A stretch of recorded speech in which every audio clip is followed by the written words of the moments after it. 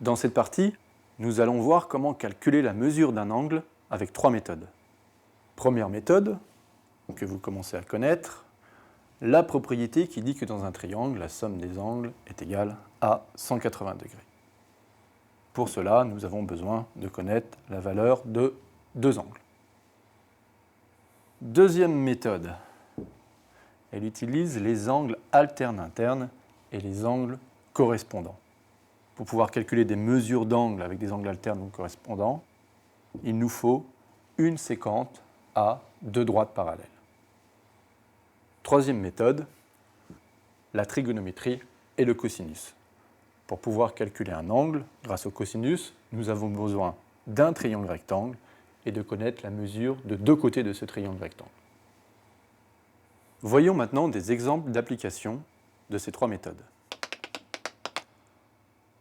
On nous propose de calculer l'angle DAB dans cette figure, c'est-à-dire l'angle ici manquant.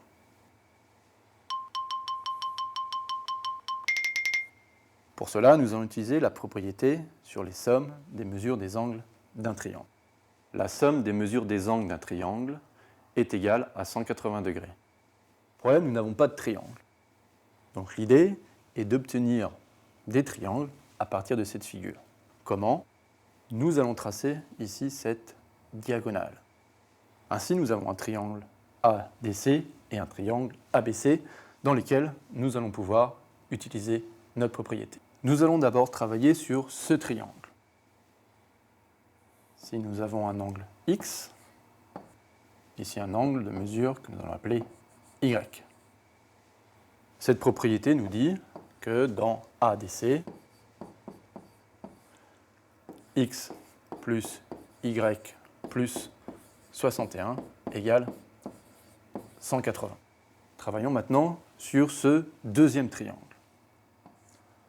Un angle que nous allons dire de mesure V, et ici un angle de mesure W. Nous allons appliquer cette propriété dans le triangle ABC.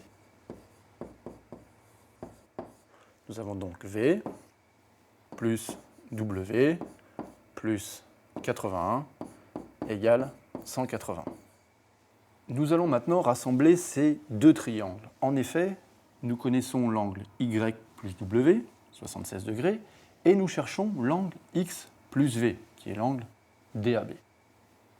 Donc pour rassembler ces deux triangles, à travers le calcul, nous allons additionner ces deux égalités membre à membre. Nous allons additionner les deux membres de gauche. X plus Y plus 61, plus, deuxième membre, V plus W plus 81, égale. Nous additionnons maintenant les deux membres de droite, 180 et 180, 360. Nous avons dit que nous connaissions l'angle Y plus W. Y ici plus W. Nous pouvons remplacer Y plus W par 76. Et nous cherchons X plus V. Donc X plus le V qui est ici, plus Y plus W, nous avons dit 76, plus, il nous reste 61 et 81, 142, doit être égal à 360. Donc nous cherchons ici cet angle X plus V, c'est-à-dire cette valeur. Donc X plus V, plus 76 et 142, 218, doit être égal à 360. Nous avons ici une équation. Donc nous allons enlever 218 dans chaque membre de l'égalité. 360 moins 218.